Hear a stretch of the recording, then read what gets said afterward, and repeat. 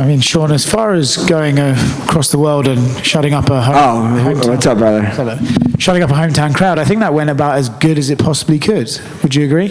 Yeah, it's pretty quiet in here. It got quiet fast, but UK's been cool. Everyone's been super nice to me. It's not like how you get it if you come to Philly, so I was expecting a lot worse. Did you sort of see the fight going that way, right? You put him on the back foot, you engaged him in the wrestling, and eventually he's going to have to give up because of your pressure. Yeah, that's how you beat Leon. The blueprint was kind of written in a lot of his fights, and I just did it a lot better than I think anybody else has been able to do it. Were you surprised, I'm trying to be respectful here to Leon, but were you surprised maybe rounds 2, 3 that he was giving you so much momentum, if you know what I mean? Yeah, even when he shot on me, Leon's a very technical fighter, but when you make it a real hard fight, he tends to break, and I could see he was breaking, and I knew he broke once he shot on me because that's the last place he would want to be is on the ground with me. So once I knew he wanted to grapple with me, I knew it was going to be over soon. And he came out quite aggressive, more aggressive than we've seen him come out recently. Did you know in that first round, like, okay, look, he can have the first 2 minutes here, but if I weather the storm, eventually I'm going to start getting going? Yeah, I mean, it's a fist fight. You're going to get hit. I think I punched him pretty good too, so I got to punch him. He punched me. He hit me with the elbow, but I kept putting him on the back foot, listened to the game plan, and got the submission. I feel like... people lose in MMA, but for some reason, people really held that Bilal one against you. You know? They kind of really, for whatever reason. Yeah. Do you feel like a win like this over a champion who had a decent reign at welterweight sort of really finally does just put that one behind you? It's in the past, and you've proven that you've evolved as a fighter, and that performance can't really be thrown against you anymore? Yeah, I think that's been gone since Bilal became champion. It did what he did to Leon. You know what I'm saying? So Bilal, if you look at Bilal's record, he has an amazing record. He has me on there. He has a lot of good guys on there. So for people to shit on me for losing to him, it is what it is. But yeah, that loss was the best thing that ever happened to me. Clearly, I'm on a nice little run here. And who's the last person to finish Leon? Me. So yeah, I'm doing pretty good. And what would you like to do next? Who's up? I'd like to go home and sit with my wife and my daughter, who's a couple weeks old. So that's what I'm going to do when I get home. Congrats, mate. Thanks, Sean, right here. You mentioned Leon last time he was finished. He's never been finished before. So you become the first person, pro and amateur, to finish Leon Edwards.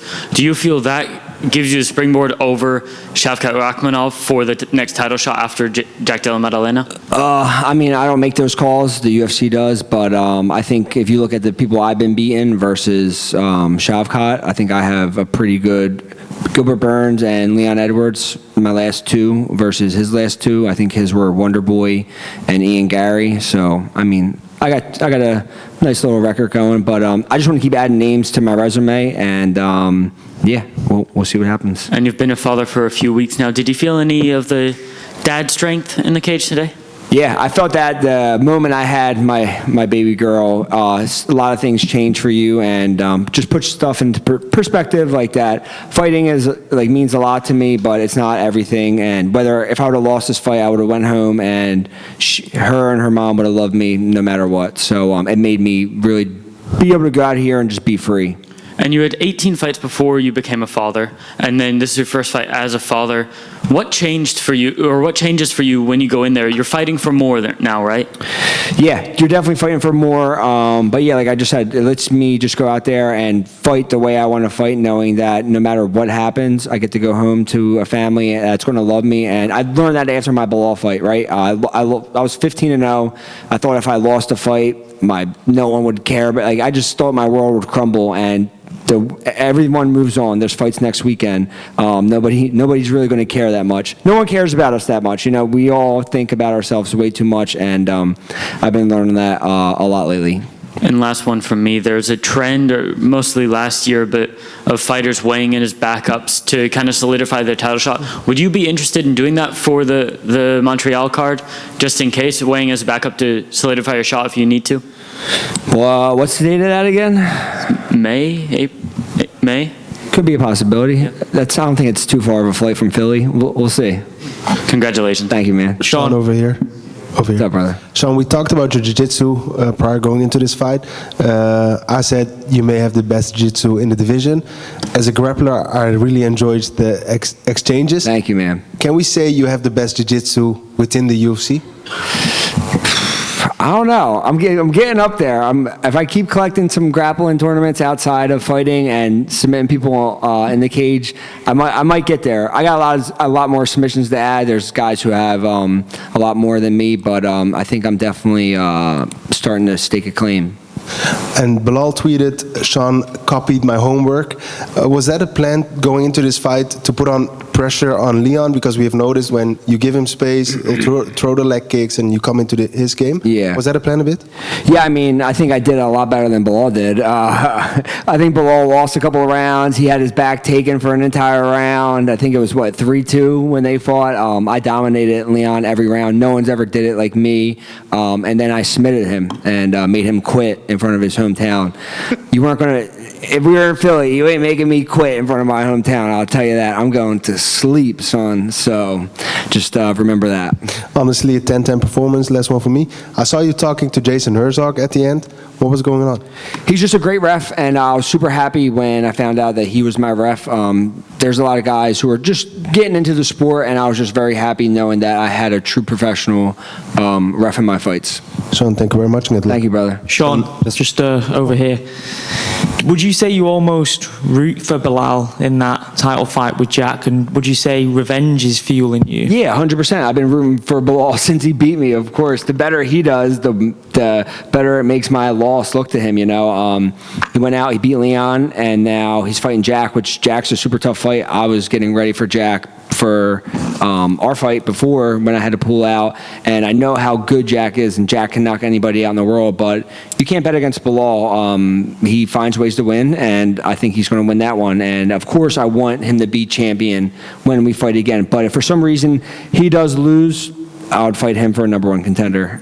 So yeah, there's options out there. You mentioned in the build-up that it probably wasn't wise for Leon to be talking about Bilal so much. And I know the media were asking Leon about Bilal.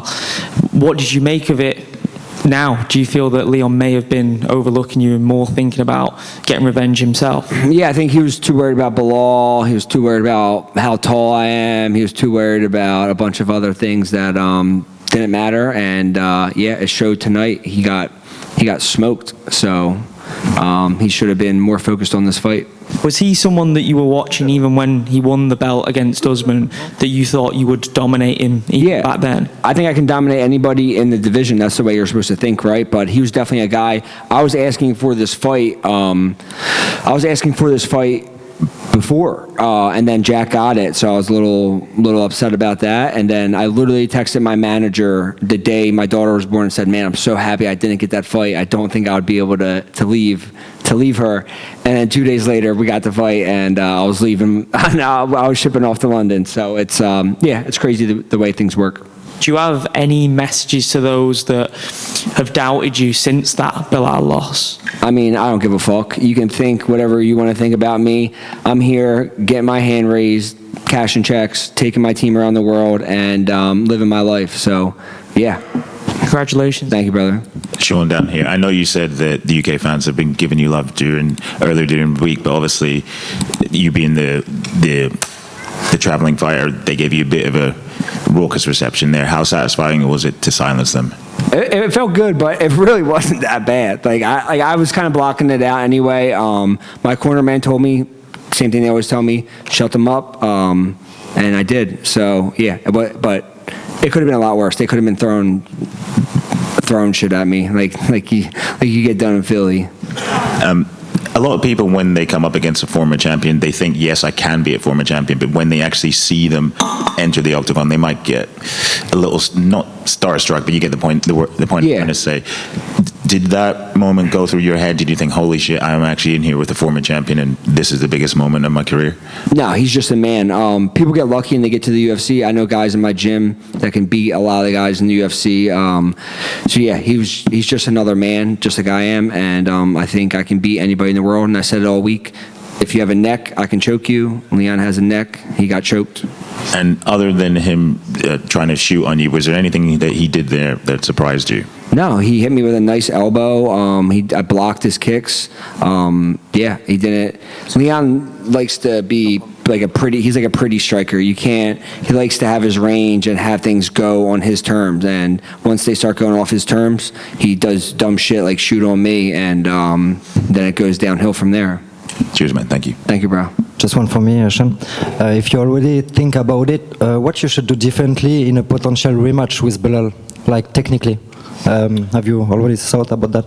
Just go fight my fight. I didn't fight my fight. I didn't believe in myself the way I believe in myself now. And yeah, I'm just going to go. I'd go out there and believe in myself the way I did tonight and my other fights before that. And I'll be a UFC champion. Have you a prediction for this future fight?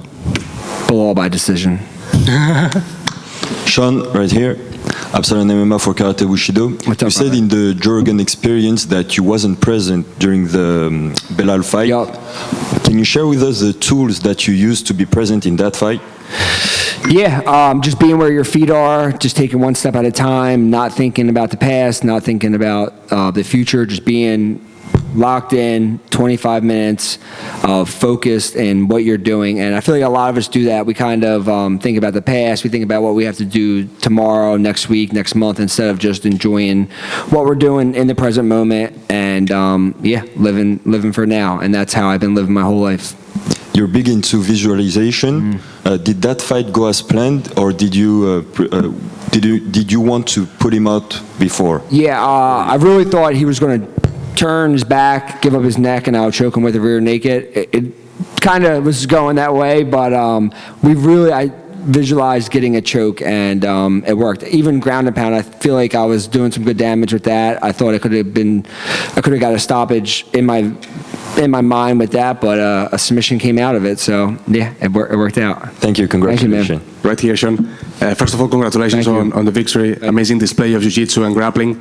Everyone has been talking about this week the height difference, when in reality facing a taller opponent is often an advantage in grappling. Do you think Leon's height benefited you in dominating the wrestling exchanges? Yeah, I mean, I've went up against guys with that body style my entire career. I'm 5'9". I've always fought at 170. There's advantages of being tall, but there's disadvantages, and getting on, like me getting my takedowns are a lot easier. Me doing a lot of things on the ground are a lot easier. So there's sizes of it. There's advantages for every kind of body style. Yeah, I'm not as tall, but I'm powerful and strong when I get in on my shots, and then my control, obviously, on the ground.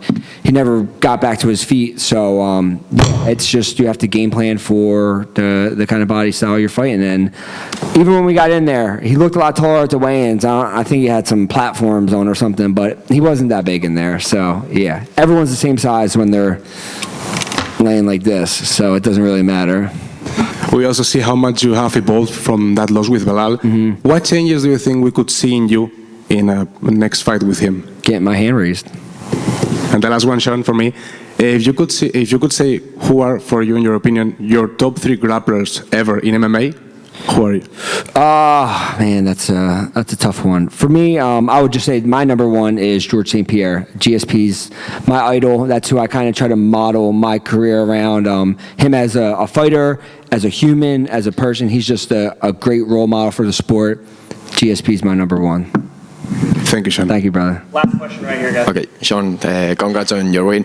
I just wanted to ask you, in such a talented division like this, with rising stars like Shavkat, Jack, and Gary, and those names, do you feel like this victory is more than just a win against a former champion in his own home? Do you feel like this is like a statement for you in the division? Yeah, I mean, you tell me. Is a statement coming in here beating Leon in his hometown? I think so. If you look at Ian's last performance and Shavkat wasn't great. Jack's fight before that, he was losing to Gilbert Burns before he wasn't. So, yeah, I just dominated Gilbert Burns. I just dominated Leon Edwards. So I think I'm right there.